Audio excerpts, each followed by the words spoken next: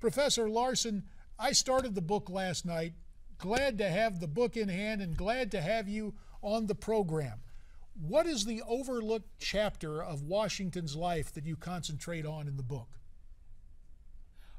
Well, you just mentioned the Battle of Yorktown, and that's where I begin.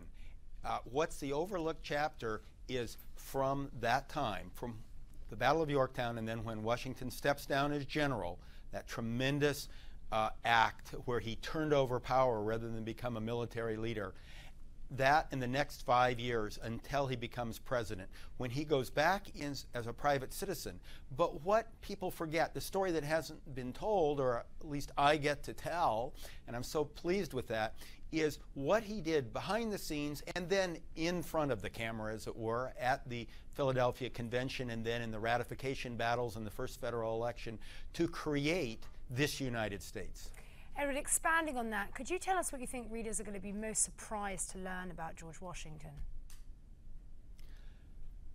I think they'll be surprised, but when they think about it, not surprised, about his tremendous role during that period. We generally know the story of how the Union was collapsing after the Revolution. The Revolution forced the states to come together.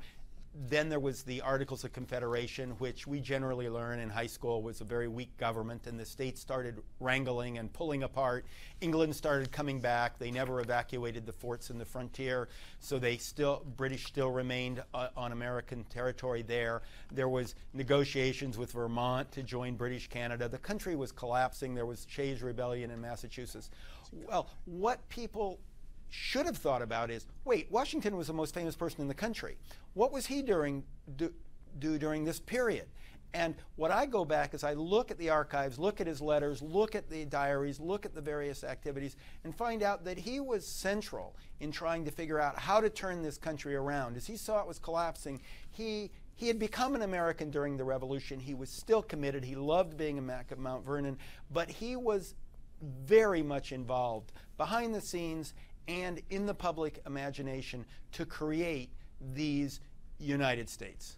Professor Larson, we're going to talk with you more about this because it is a fascinating subject and a fascinating book.